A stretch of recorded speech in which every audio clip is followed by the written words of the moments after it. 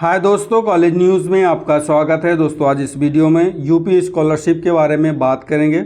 दोस्तों कई student comment कर रहे थे सर इसका ऑनलाइन प्रोसेस क्या होगा, प्रिंट आउट कॉलेज में जमा करना होगा कि नहीं जमा करना होगा, साथ ही साथ क्या प्रोसेस होने वाला है उसके बारे में भी इस वीडियो में बात करेंगे।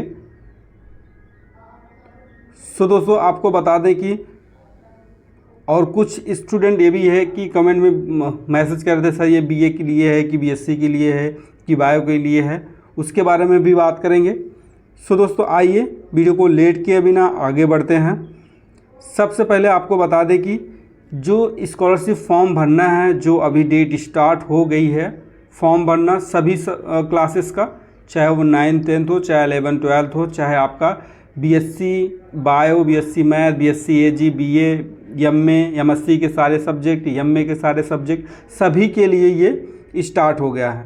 जैसे कि यहाँ पे आप देख भी रहे हैं पोस्ट मैट्रिक 11 पास क्लास 10th, जो 10th एग्ज़ाम पास किए हैं वो भर सकते हैं, 12th पास एग्ज़ाम भर सकते हैं। ठीक है, यहाँ under graduate, post graduate, certificate, diploma यानी सब के लिए। ठीक है, तो इसमें कोई क्वेश्चन नहीं है पूछने का, लेकिन कुछ स्टूडेंट पूछ रहे थे तो सभी के लिए है, वो चाहे जिस कॉलेज में पढ़ रहे हैं सभी के लिए है। आप जाके अपना फॉर्म भरा सकते हैं।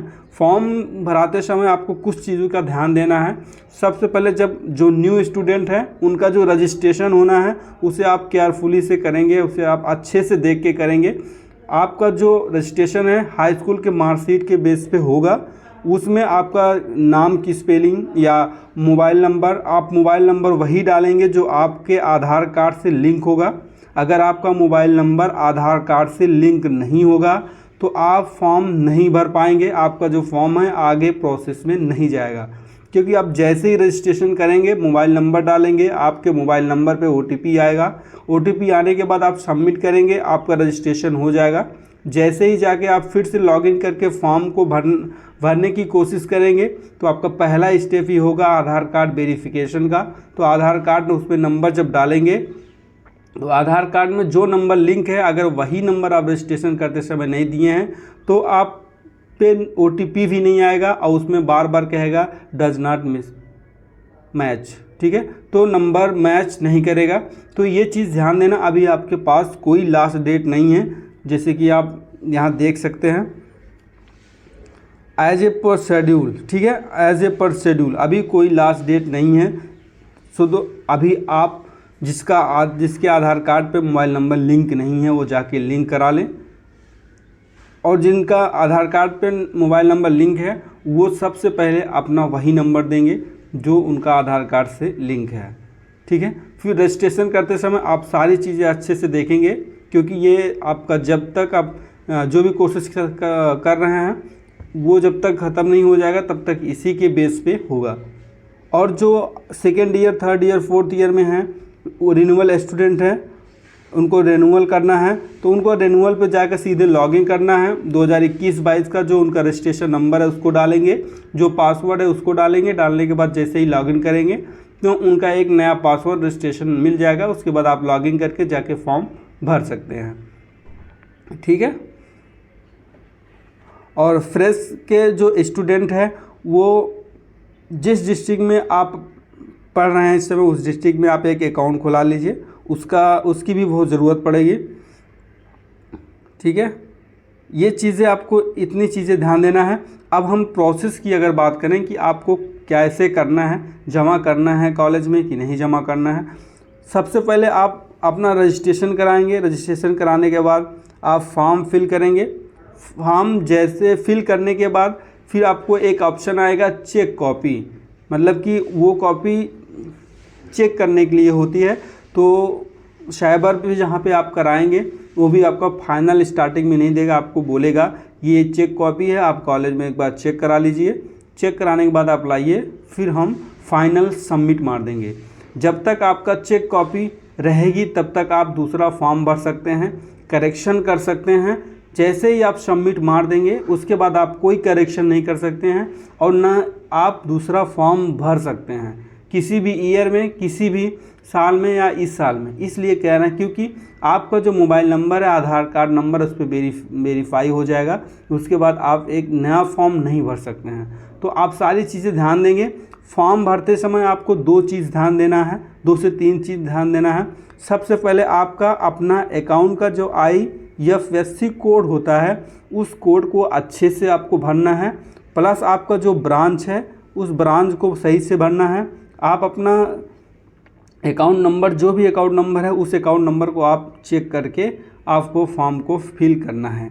इतनी चीज़ें आपको बहुत केयरफुली से ध्यान देना है, देखना है, और जो भी फॉर्म में जो भी डिटेल भरा जा रहा है उस डिटेल को आप अच्छे से देखेंगे। सारी चीज़ों को 1 से 2 बार मिलाएंगे। सबसे पहले रजिस्ट्रेशन हुआ, आधार कार्ड वेरिफिकेशन होगा, फिर आपका फॉर्म भरा जाएगा। आपका फॉर्म भरने के बाद फिर आपका फ़ोटो अपलोड होगा। फ़ोटो अपलोड होने के बाद फिर आपका एक चेक कॉपी निकालेंगे। तो चेक कॉपी आपको निकाल के आपको जाके कॉलेज में अपने चेक करवाना है, ठीक है। कॉलेज में चेक करवा के उसके बाद फिर आएंगे साइबर पे। अगर कहीं कोई गलती है तो वहाँ पे करेक्शन करेगा, उसके बाद सबमिट, फाइनल सबमिट मार देगा। फाइनल सबमिट की जो कॉपी निकलेगी उसमें बारकोड होगा आपके फ़ोटो के पास, और जो चेक कॉपी रहेगी वो फ़ोटो के पास उस पर बारकोड नहीं होगा, ठीक है। तो ये प्रोसेस होने वाला है।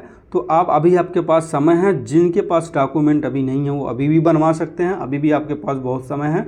और जो स्टूडेंट फॉर्म भरना चाह रहे हैं वो जाके भर लें। जो जो चीज़ें बताए हैं उसको आपको ध्यान देना है, ठीक है। आधार कार्ड, मोबाइल नंबर, जो लिंक है उसी को आपको फिल करना है। आपके अकाउंट डिटेल को अच्छे से ध्यान से भरना है। ये सारी चीज़ें आपको देना है। और अगर कोई प्रॉब्लम है तो आप कमेंट बॉक्स में कमेंट कर सकते हैं, अवश्य उसका समाधान करने की कोशिश करेंगे। ये अमर उजाला की पेपर कटिंग है। सोचें कि आपको थोड़ा इसको गो थ्रू करा दें। शिक्षण संस्था में उपद्रव किए तो छात्रवृत्ति से धोना पड़ सकता है हाथ। वजीफ़ा और शुल्क भरपाई की नई नियमावली में किए गए कड़े प्रावधान। मीन्स अगर आप कॉलेज में या यूनिवर्सिटी में आप पढ़ रहे हैं, अगर आप स्कॉलरशिप या इस वजीफ़ा का लाभ ले रहे हैं, तो आप किसी भी प्रकार से उपद्रव किए या किसी भी प्रकार से रैली किए या प्रोटेस्ट किए तो उस केस में आपका स्कॉलरशिप रद्द हो सकता है। क्या कुछ कहे हैं देख लेते हैं। विद्यार्थी के शिक्षण संस्थान में उपद्रव करने पर छात्रवृत्ति और शुल्क भरपाई की सुविधा रोकी जा सकती है। इस संबंध में जारी नई नियमावली में आचरण संबंधित कड़े प्रावधान किए गए हैं। संबंधित प्राधिकारियों को छात्रवृत्ति की सुविधा रद्द करने तक का अधिकार दिया गया है। नई नियमावली के अनुसार छात्रवृत्ति, ये नियमावली मतलब कि ये रूल निकाले हैं, ठीक है,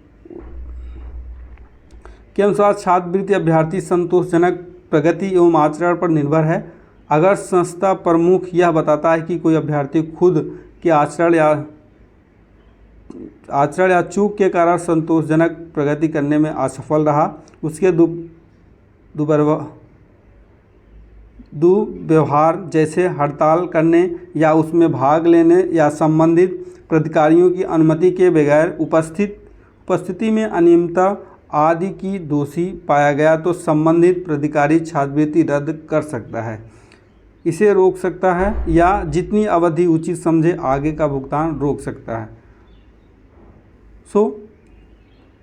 बस इनका कहने का यही मतलब है, किसी भी प्रकार के प्रोटेस्ट में या कोई उपद्रव किए तो ये इस बार ये अथॉरिटी दे दिया गया है कि प्राधिकारियों के द्वारा प्राधिकारियों को कि वो आपके स्कॉलरशिप को रद्द कर सकते हैं। तो इसको माइंड करने की ज़रूरत है नहीं। आप सब अपना अच्छे से प्रिपरेशन करिए, आप अपने अच्छे से तैयारी करते रहिए। अब फॉर्म की डेट आ गई है, जो चीज़ बताए हैं उस चीज़ को फॉलो करते करते अपना प्रोसेस को आगे बढ़ें। जो भी डॉक्यूमेंट आगे पे भी नहीं बनाए तो उस डॉक्यूमेंट को आप बना लें, और अगर आपका बन गया तो ऑनलाइन करके आप कॉपी चेक कराएंगे वहाँ पे कॉलेज में। उसके बाद आपका फाइनल जब निकलेगा उसमें सारे डॉक्यूमेंट आपके लगेंगे। डॉक्यूमेंट की वीडियो पहले ही बना दिए हैं, उस वीडियो को आप जाके देख सकते हैं। साथ ही साथ सारे डॉक्यूमेंट के साथ आपका शपथ पत्र लगता है, एफिडेविट लगता है। तो एफिडेविट बनवाने में कोई दिक्कत है नहीं, आप कचहरी में जाके बनवा सकते हैं। आप जहाँ पढ़ रहे हैं वहीं पे बनवाएंगे, तो घर और जाने की ज़रूरत नहीं है। और या आजकल तो साइबर वाले भी बना देते हैं, पैसा ले लेंगे, उसके बाद आप सारा इन्फॉर्मेशन उनको दे दो, क्या आपका नाम क्या है, कहाँ से हो, क्या है, थाना क्या है, ये सारी चीज़ें आप उसमें लिख देंगे। उसके बाद एक दिन आप देंगे, अगले दिन जाके आप ले सकते हैं। सो दोस्तों वीडियो में इतना ही। दोस्तों आशा करता हूँ वीडियो आपको पसंद आया होगा। वीडियो को लाइक एंड सब्सक्राइब करें, बाद में बेल आइकन को प्रेस करें, जिससे आने वाले सारे वीडियो का नोटिफिकेशन आपको मिलता रहे। अभी भी अगर कोई डाउट हो तो कमेंट बॉक्स में कमेंट कर सकते हैं, नहीं डिस्क्रिप्शन बॉक्स में जाके टेलीग्राम चैनल को ज्वाइन कर सकते हैं। अवश्य वहाँ पर आपको क्वेश्चन का आंसर दिया जाएगा। सो दोस्तों जय हिंद, जय भारत।